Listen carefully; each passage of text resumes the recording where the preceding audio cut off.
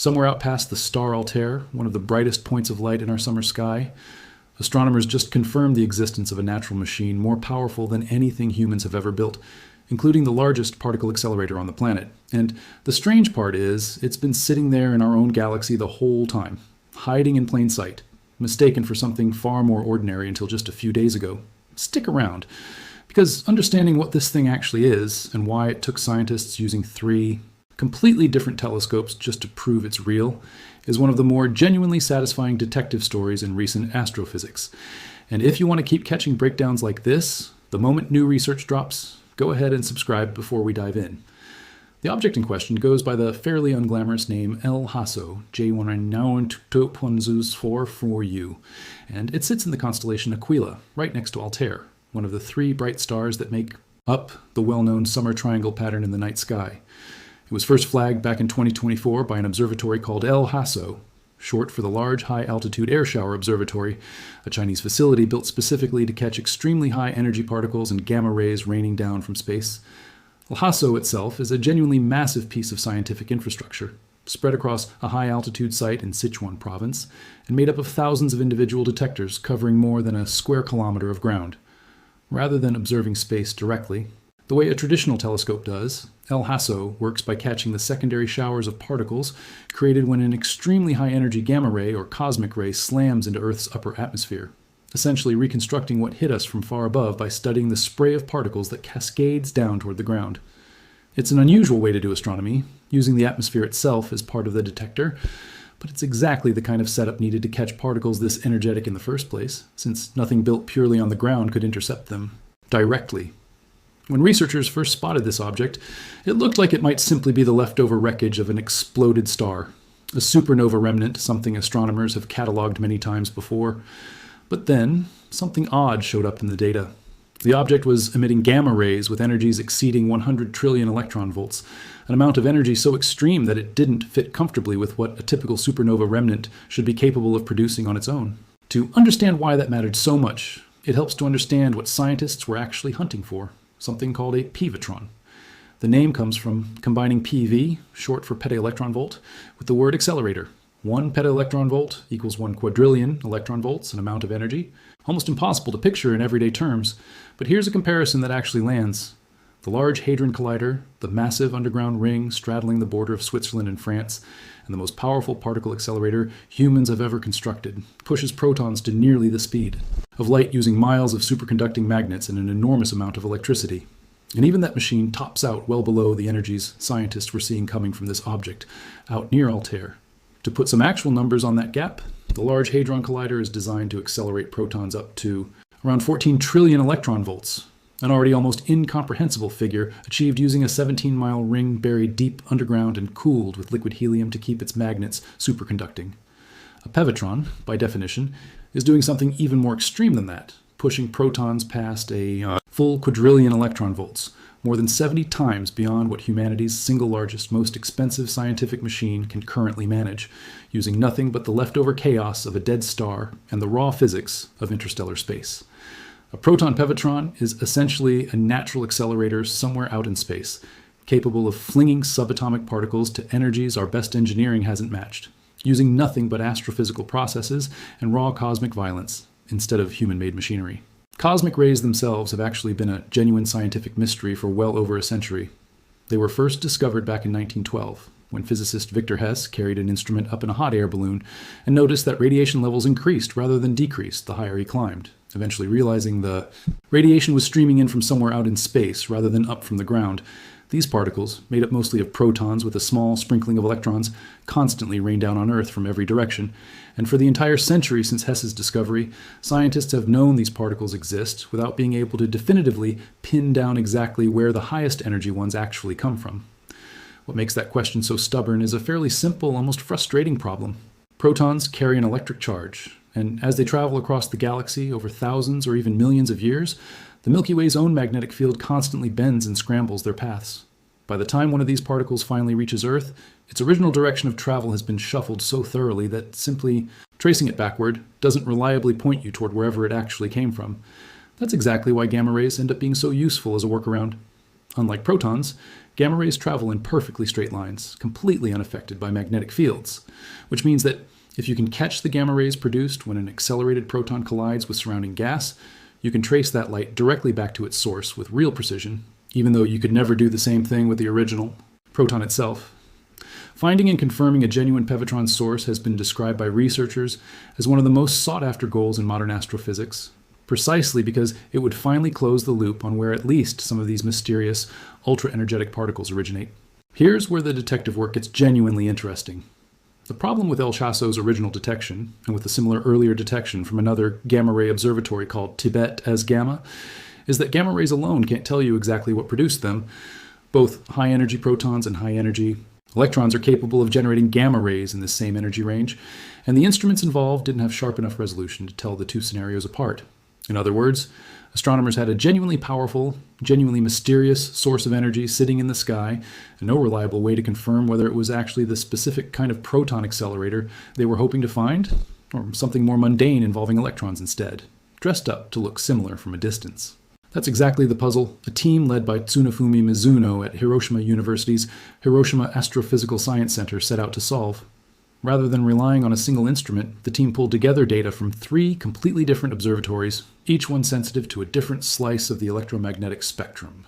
NASA's Fermi Gamma-ray Space Telescope supplied additional gamma-ray measurements at slightly lower energies than LHAASO had originally captured. A Japanese radio survey called Fugen, conducted using the 45-meter Nobuyama radio telescope, provided detailed maps of the interstellar gas surrounding the object, tracing out clouds of carbon monoxide that traced the presence of denser molecular material nearby. And NASA's Chandra X-ray Observatory contributed X-ray data, adding yet another independent piece to the puzzle. By combining all 3 data sets together and modeling how each scenario, proton-driven or electron-driven, would actually behave given the surrounding environment, the team was able to do something neither LHAASO nor Tibet as Gamma could manage on their own. They confirmed, with genuine confidence, that the object's emissions matched what you'd expect specifically from accelerated protons interacting with the dense gas cloud sitting nearby, rather than from high-energy electrons producing a similar-looking signal through a different physical process entirely. Each instrument contributed something the other 2 couldn't. Fermi's gamma-ray measurements filled in the lower energy portion of the source's emission that LHAASO's ground-based detectors weren't as well suited to capture on their own, giving researchers a fuller picture of exactly how the object's brightness changed across different energy levels. The Fugen radio survey mattered for a different reason entirely, since knowing precisely how much gas actually sits near the object, and exactly how it's distributed, is essential for predicting how bright the resulting gamma-ray glow should be if protons really are slamming into that material. And the Chandra X-ray data helped rule out certain electron-based explanations, since a population of electrons energetic enough to explain the gamma-ray signal on its own would typically be expected to produce a detectable X-ray signature as well, one that wasn't showing up the way that scenario would predict. The findings were published on July 16, 2026 in the Astrophysical Journal, and the language researchers used to describe the result was about as close to a scientific victory lap as this kind of paper usually gets. Mizuno described cosmic rays as being critically important to astronomy and astrophysics specifically because of how extreme their energies can get, and stressed that finding a confirmed proton PeVatron, rather than just another ambiguous high-energy source, has been one of the most exciting open questions in the entire field.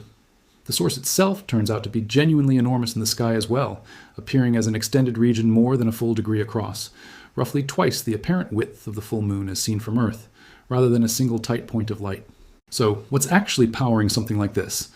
Objects like LHAASO J1992 plus Cylon 40 are generally thought to form in the aftermath of violent stellar events, most likely connected to the death of a massive star, where the resulting shockwaves and magnetic turbulence left behind create exactly the kind of chaotic environment, capable of slinging protons to speeds and energies far beyond anything achievable in a laboratory.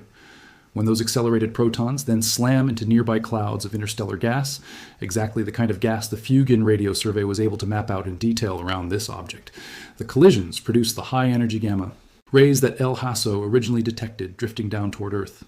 It's essentially a naturally occurring particle collider, except instead of a 14-mile ring of superconducting magnets buried underground in Europe, the accelerating engine is the leftover chaos of a long-dead star, and the collision target isn't a carefully engineered detector, but an ordinary cloud of gas drifting through interstellar space.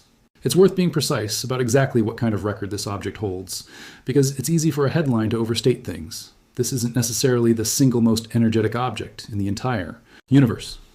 Quasars, gamma-ray bursts, and the jets blasting out of supermassive black holes are all capable of releasing staggering total amounts of energy on scales that dwarf almost anything else in existence.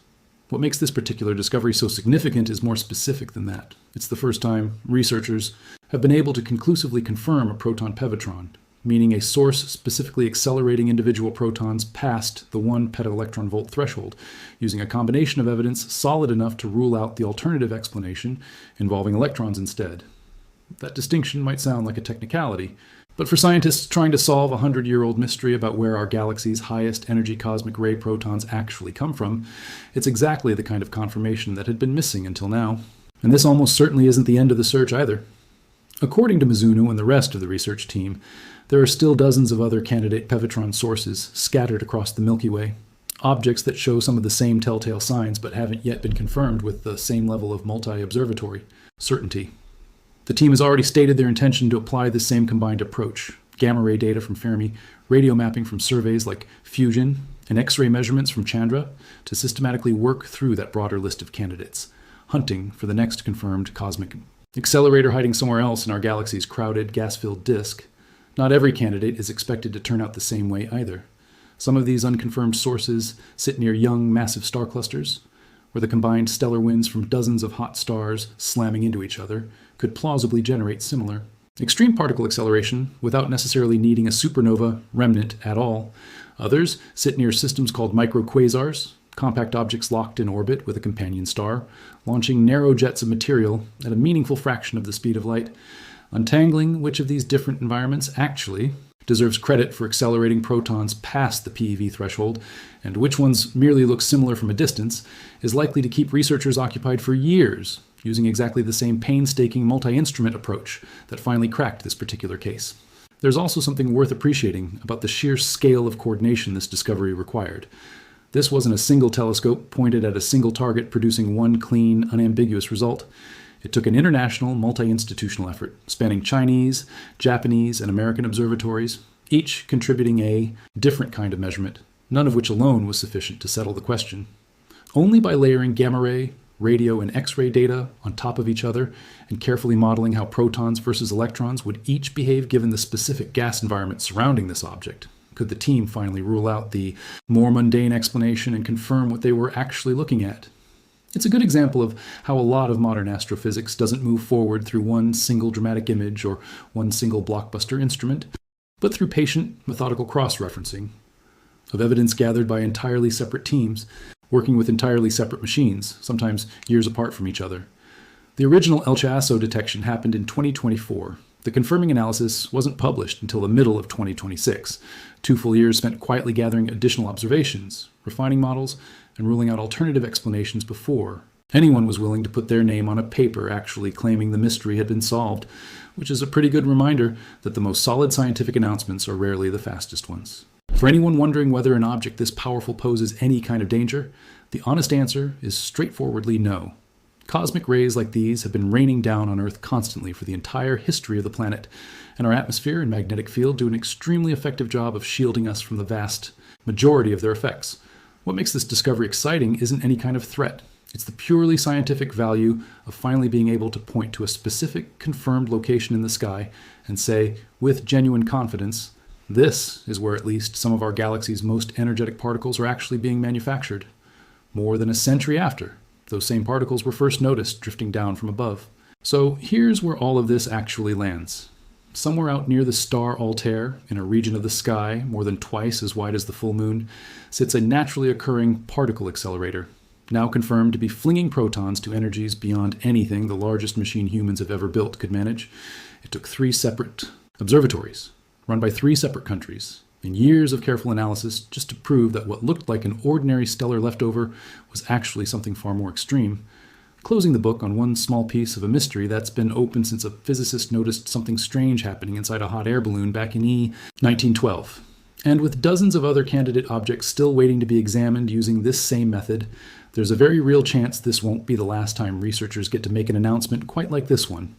If you want to keep following along as more of these cosmic accelerators get confirmed, make sure you're subscribed with notifications turned on, Drop a comment letting me know whether you'd ever heard of a PeVatron before today, and share this with anyone you know who'd be shocked to learn our own galaxy is quietly running a particle accelerator more powerful than the one buried underneath the border of France and Switzerland.